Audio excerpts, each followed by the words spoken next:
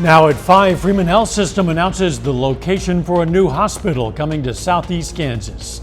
Plus, how Joplin's Bright Futures program is helping families getting ready for back-to-school season. And President Biden once again looking to reassure concerned members of his own party about his re-election bid that he is still up for the job. I'm Skylar Henry here in Washington as support among Democrats here on Capitol Hill and in Hollywood wanes. The 4 states' most watched news starts now. Freeman Health System announces its first full-service hospital in southeast Kansas. This is KOAM News at 5. I'm Dow Quick. That hospital is going to be on north of Pittsburgh on Highway 69 near the Harley-Davidson Training School. It'll be 170,000 square feet and include an ICU, pediatrics, and more. Freeman's executive officer, Paula Baker, says the 50-bed, $168 million hospital will create between 500 and 1,000 new jobs and improve rural health care access in southeast Kansas. This is an optimal location for us because it is located centrally for many of the communities in southeast Kansas to take advantage of. We have good highway access right off the bypass, which can be difficult to obtain. And so we feel that everything came together to make this a very ideal location. Earlier this month, Freeman announced it was taking over operations of the emergency room in Fort Scott and opening a 10-bed acute hospital there. Some local law enforcement agencies are hosting a class informing the public about animal crime investigations. The Ottawa County Sheriff's Office and Wyandotte Nation Tribal Police Department partnered with the Humane Society for the class. Later this week, we're going to get an inside look at the training. Bright Futures in Joplin is giving free back-to-school supplies to kids in need. Their executive director, Amanda Stone, says 63% of Joplin students experience economic deprivation. The organization provides pencils, crayons, folders, and coats. We want our students, everyone, to be on the same playing field. So as long as the kids have what they need at school, then we hope that they can grow and alongside their peers. To support Bright Futures, you can volunteer or donate to their general activity fund. Let's check in with Chief Meteorologist Doug Heddy for a first look at the weather. Well, of course, a nice Wednesday for us today. A little bit warmer than what we have seen over the past couple days. We have upper 80s to near 90 degrees in southwestern Missouri, and then lower 90s once you get out across Kansas and also into Oklahoma. We have a few little cumulus clouds shooting through, but underneath the radar, or those clouds, we're not seeing anything, so we are definitely on the dry side. Thunderstorms have been ongoing across northern parts of Missouri, so a severe threat up there, and that wave will start to affect us a little bit as we get into the daytime hours tomorrow. But the evening looks fine, dropping back through the 90s, 80s into the 70s, plus our humidity really isn't that bad, so it's actually a pretty nice evening. It gets even hotter as we go through the next few days. Some rain chances. We're going to look at that here in a bit. Catch you in a few. President Biden has a busy day in Washington, D.C., meeting with a key support group and then a full day of meetings with world leaders attending the NATO summit. Skylar Henry has details from Capitol Hill. President Joe Biden stopped to talk with labor leaders Wednesday. You support unions, you support working families. You've always had our back.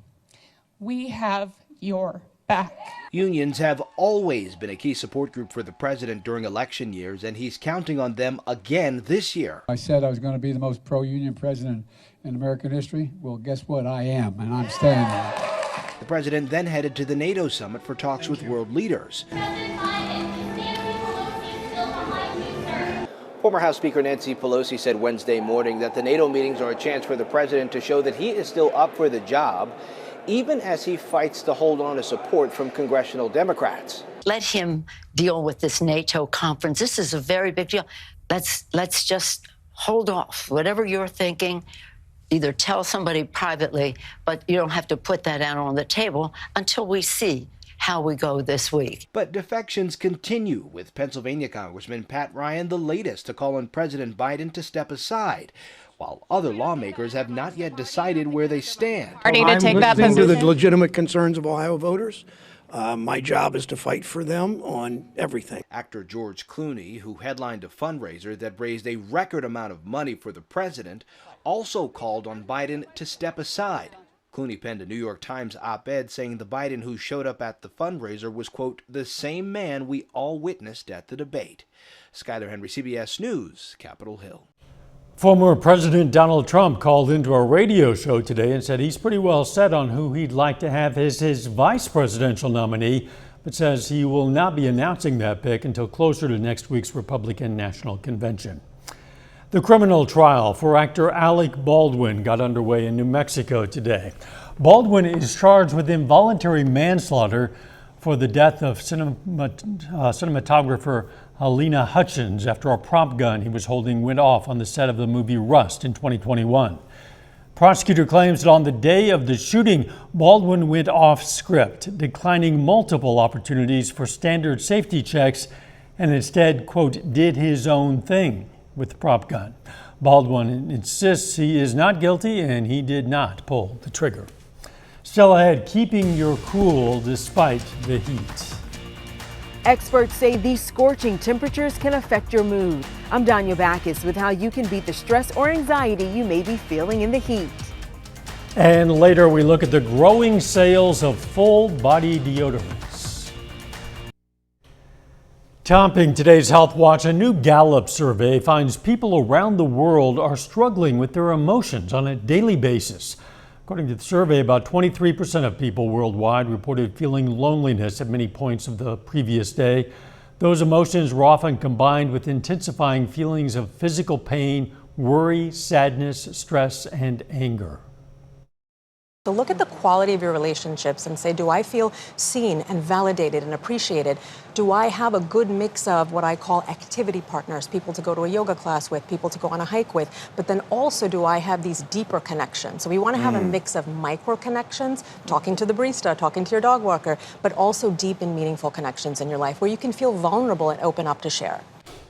Dr. Varma also recommends scheduling social interactions with acquaintances, family, and friends to help combat feelings of loneliness, which can lead to serious health issues. Feeling more stressed out or anxious on these scorching hot days? Well, psychologists say the excessive heat can impact your mood. Tanya Bacchus has more on why and how to stay calm and cool. Lucy Kasabian loves summer, but right now it is hot. It's super hot. In what way do you think it affects your mood? I just feel like I get tired more. Research shows excessive heat can impact mood, triggering increases in anxiety, stress, and cognitive difficulties. When there are excessive temperatures, we see an increase in suicide, domestic violence, substance use, as well as emergency room visits due to mental health issues. Heat doesn't cause mental health issues, but it does exacerbate many of the symptoms. Cleveland Clinic psychologist Dr. Susan Albers says when the body has to work harder to keep cool, that causes the release of the stress hormone cortisol. During the heat waves, people tend to feel more agitated. Everyone's mood is impacted by the heat, but those in particular who may struggle are young children, the elderly, people who have chronic health issues, as well as those who struggle with anxiety and depression. Experts say prevention is key. That starts with drinking plenty of water in this excessive heat. It's important to stay cool and to hydrate.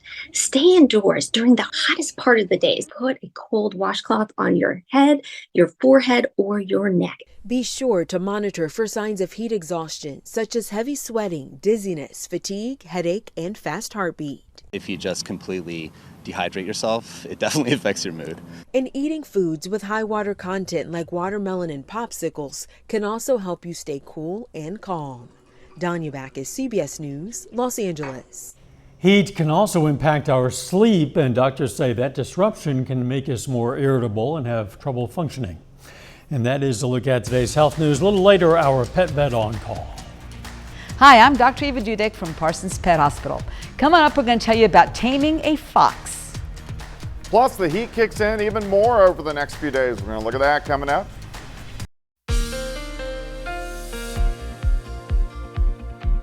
Well, of course, it turned out to be hotter for us today. Temperatures, they were right around 90 to about 92 degrees, a few puffy little afternoon cumulus clouds out there, but in general, looks pretty good. Nice shot of our Indigo Sky Casino and Resort.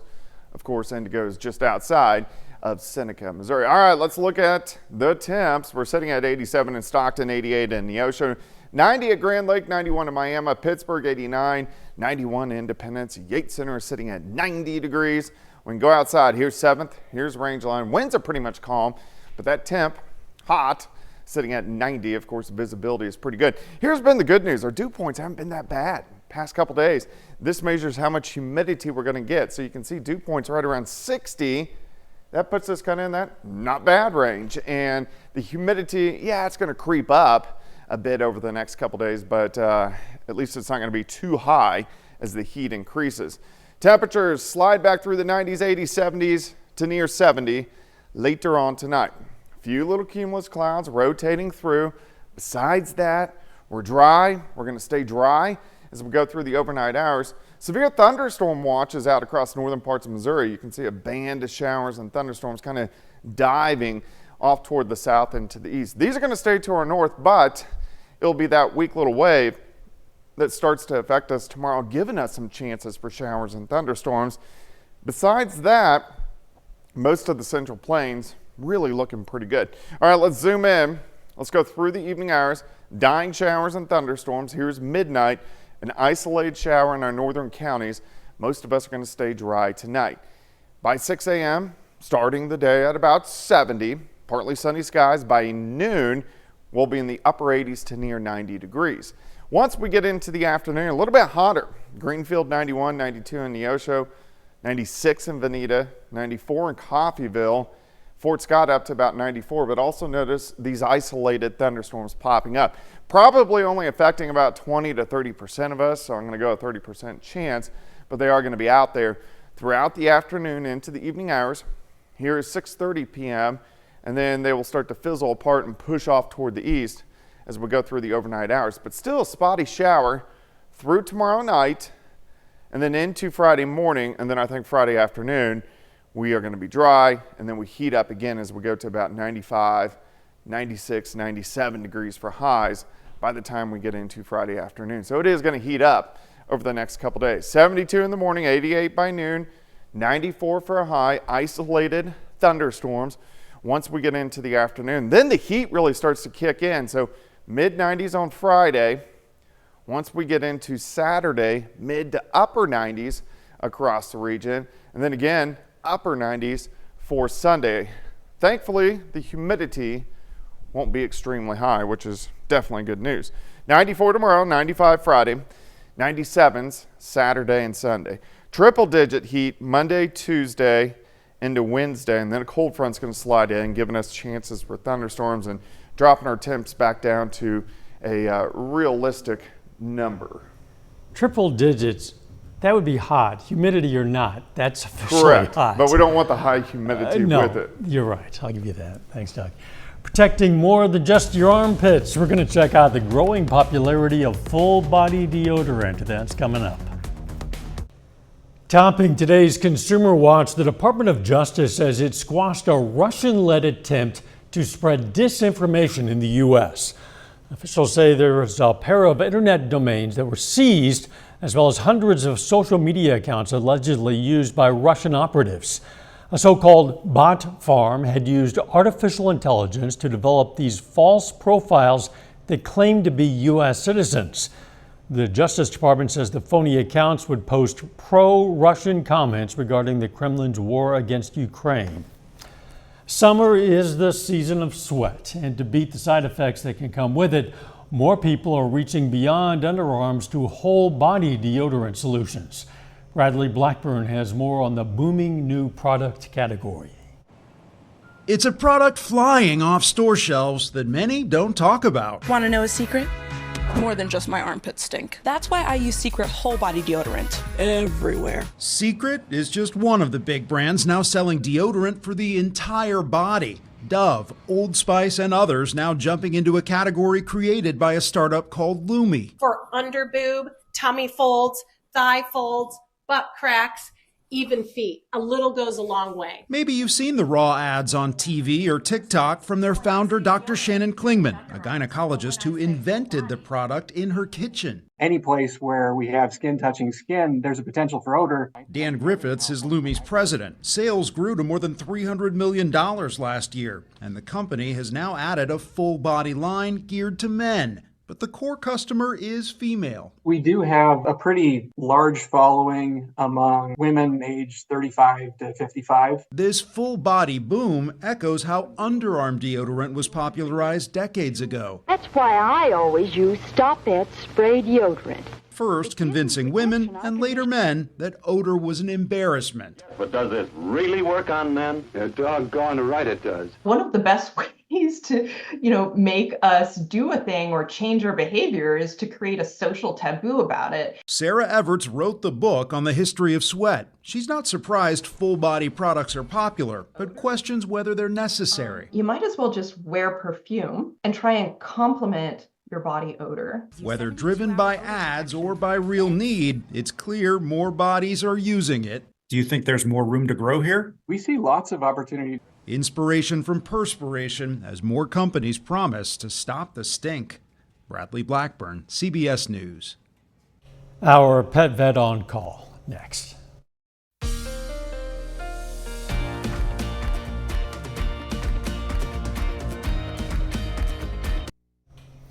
Up next on the CBS Evening News, we're going to meet a 96-year-old with a long-time love for aviation and learn how a dream come true allowed her to go flying again.